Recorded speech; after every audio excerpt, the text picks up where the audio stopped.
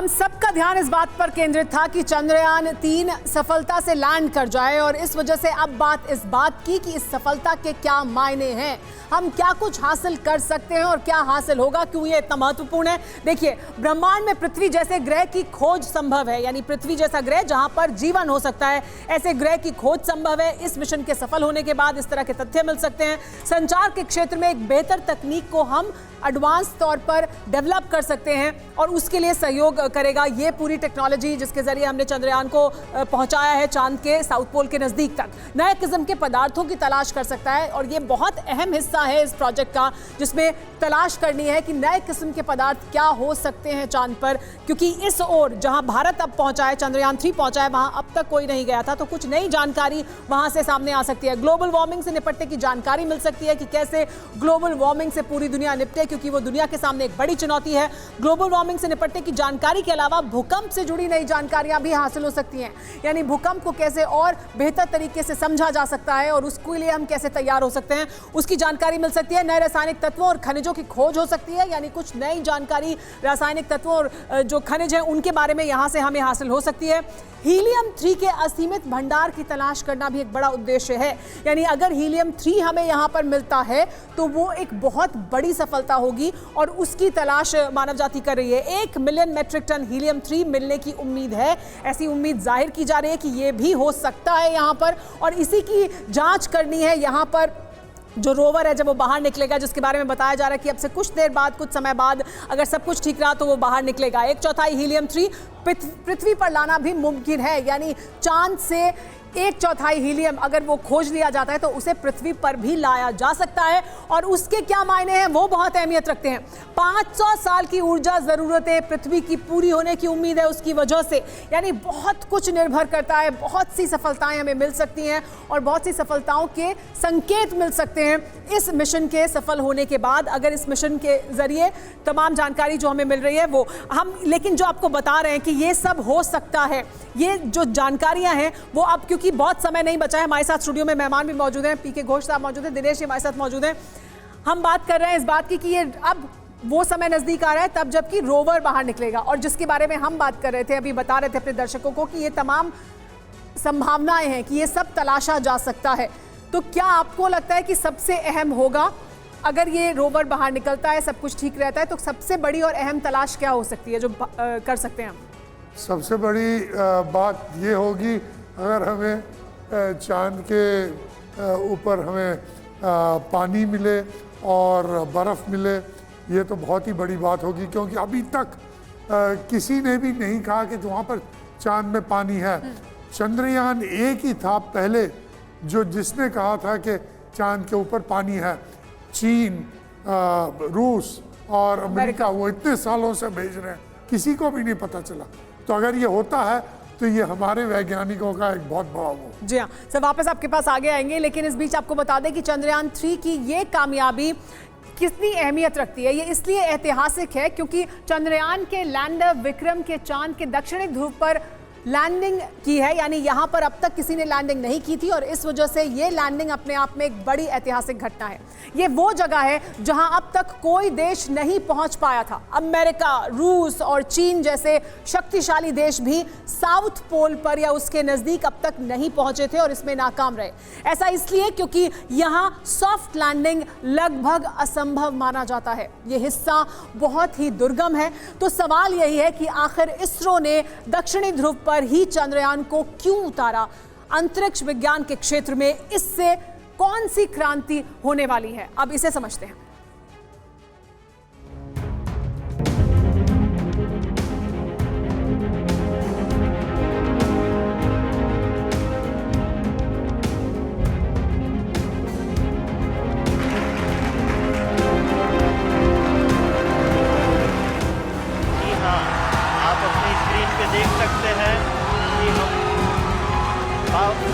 और इस तरह चंद्रयान ने वो चमत्कार कर दिया जिसे दुनिया एक सुर में नमस्कार कर रही है।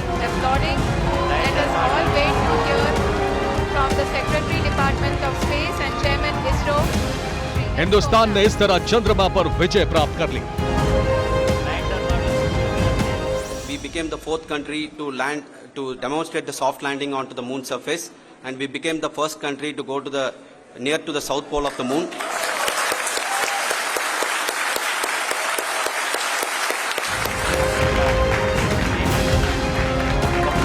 चांद हिंदुस्तान की मुट्ठी में आ चुका है।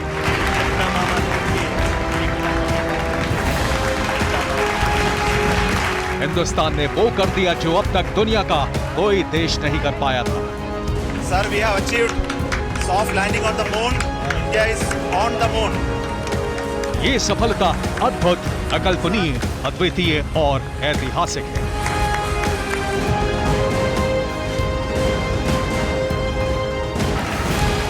जमीन से लेकर चांद तक चंद्रयान 3 की बुलंद हिंदुस्तान की, हिंद के विजन की जय घोष हो रही है।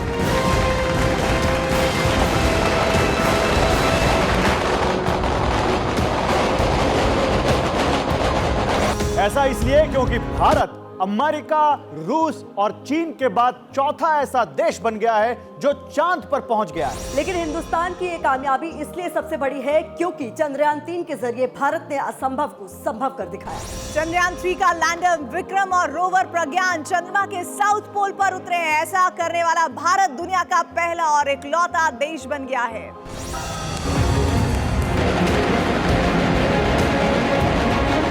भारतीय अंतरिक्ष एजेंसी इसरो ने वो कर दिखाया है जिसे ना तो अमेरिका कर पाया, ना रूस और ना ही चीन।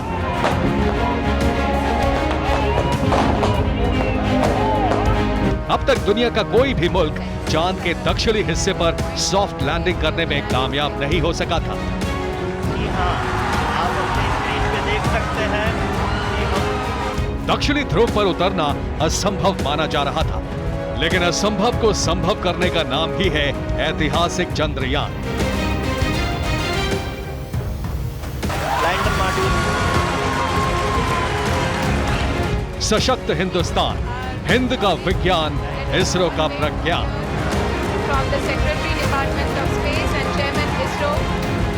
इसलिए आज दुनिया भारत को सलाम कर रही है। विश्व कह रहा है जय हिंदुस्तान। सेफ्टी और सॉफ्ट चंद्रमा की सतह पे लैंड हो चुका है। ये हम लोगों के लिए बहुत ही गर्व की बात है। चंद्रमा के दक्षिणी ध्रुव पर रोवर प्रज्ञान ने डेरा डाल लिया है। वो 14 दिनों तक चंद्रमा की सतह पर रिसर्च करेगा और इसी के साथ पहली बार चांद के रहस्यों का अंधेरा छट जाएगा। चंद्रमा के वो राज सामने आ जाएंगे जो दुनिया के लिए अब तक अनदेखा, अनजान और अकल्पनीय है। We became the fourth country to demonstrate the soft landing onto the moon surface, and we became the first country to go to the near to the south pole of the moon.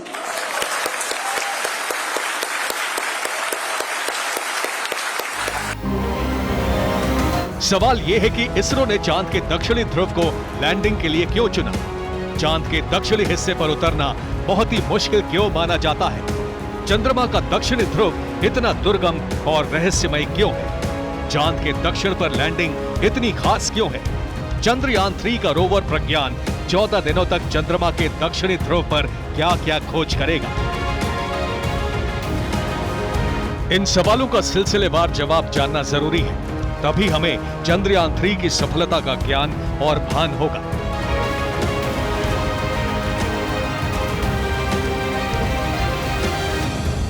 चांद के दक्षिणी ध्रुव पर जाने की कोई देश इसलिए हिम्मत नहीं कर पाया क्योंकि यह जगह बहुत अलग और रहस्यमयी है। चंद्रमा की ओर से भेजे गए ज्यादातर मिशन चांद के भूमध्य रेखीय क्षेत्र में पहुंचे हैं। वहां की जमीन सीधी और सपाट है। लेकिन चंद्रयान का लैंडर विक्रम और रोवर प्रज्ञान जिस दक्षिणी ध्रुव पर पहुंचे हैं वो बहुत ही दुर्गम है।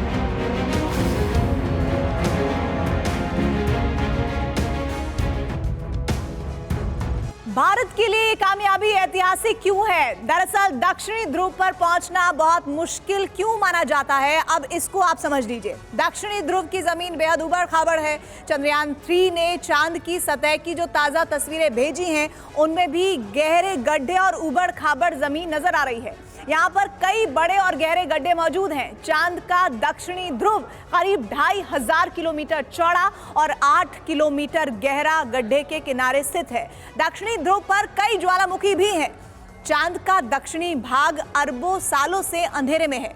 यहाँ पर तापमान 203 डिग्री या इससे भी नीचे चला जाता है। भूकंप के झटके यहाँ की परिस्थितियों को और मुश्किल बनाते हैं। बावजूद इसके यहाँ पर भारत ने सफलता का परचम लहरा दिया है और इसी से दुनिया दंग है।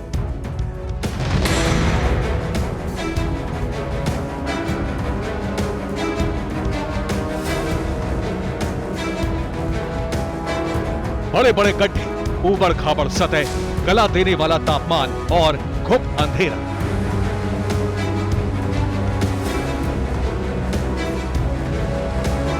इन्हीं वजहों से यहां पहुंचना बहुत मुश्किल माना जाता है। इन्हीं वजहों से अब तक किसी भी देश का मून मिशन दक्षिणी ध्रुव पर नहीं पहुंच पाया, लेकिन हिंदुस्तान ने ऐसा कर दिखाया है। यही वजह है कि दुनिया भारत का गुणगान कर रही है।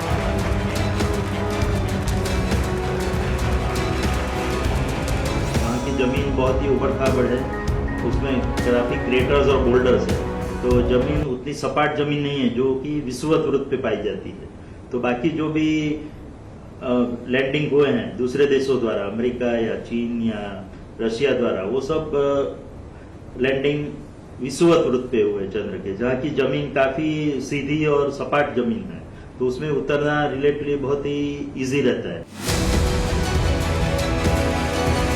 अब सवाल यह है कि चंद्रयान का रोवर प्रज्ञान 14 दिनों तक चंद्रमा पर क्या खोज करेगा? जवाब है जल और जीवन। प्रज्ञान वहां इन्हीं की खोज करेगा। प्रज्ञान चांद के दक्षिणी ध्रुव पर जिन जिन चीजों की खोज करेगा वो दुनिया भर के लिए एक नजीर बन जाएगी। इन्हीं में से एक चीज है पानी। चांद पर पानी की मौजूदगी के सबूत तो मिले हैं, लेकिन पक्के तौर पर इनकी पुष्टि नहीं हो सकी है। अगर प्रज्ञान ने चांद पर पानी की खोज कर ली, अगर उसने पानी की पुष्टि कर दी, तो अंतरिक्ष विज्ञान के क्षेत्र में बहुत बड़ी क्रांति हो जाएगी।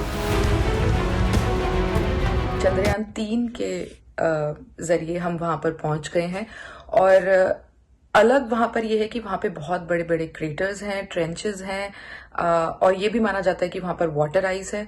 और इस सब को समझने के लिए, उस टेरिटरी को समझने के लिए, मून को बेहतर रूप से समझने के लिए, चंद्रमा की सतह कैसी है, वहां के मिनरल्स कैसे हैं, खनिज कैसे हैं, एटमॉस्फेयर कैसा है, क्या क्या एलिमेंट्स हैं वहां पर, इन सभी चीजों को समझने के लिए, इसके अलावा चंद्रमा का इवोल्यूशन कैसे हुआ, हिस्ट्री चंद्रमा की जो थी, उसको समझने के लिए इस मिशन को भेजा गया है।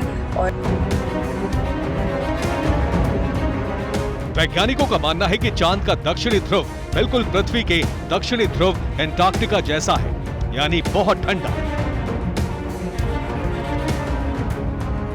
अमेरिकी स्पेस एजेंसी नासा की एक रिपोर्ट के मुताबिक चांद के दक्षिणी ध्रुव पर भारी मात्रा में बर्फ है। जाहिर सी बात है, अगर वहां भारी मात्रा में बर्फ है तो पानी भी होगा। प्रज्ञान इसी पानी की खोज करेगा। पानी की खोज के साथ ही चांद पर जीवन की संभावना बन जाएगी और इसी के साथ हिंदुस्तान इतिहास रचने वाला पहला देश बन जाएगा। जहाँ तक बात बेनिफिट्स की है, तो इमीडिएट बेनिफिट जो है वो विज्ञान की दृष्टि से है, क्योंकि हमें चंद्रमा की सतह की, उसके वातावरण की और उसके भीतरी हालचाल का जो है हमें जो पता लगेगा, वो दक्षिण ध्रुव के इलाके में आज तक कोई नहीं गया। तो इसरो के जो लेबोरेटरी जैसे एक किस्म से ये हैं, तो इसरो के जो इंस्ट्रूमेंट्स हैं जिस हिसाब से काम करेंगे और डेटा भेजेंगे, उसके आधार पर भारतीय वैज्ञानिक बहुत सी नई बातों को दुनिया के सामने लाएंगे।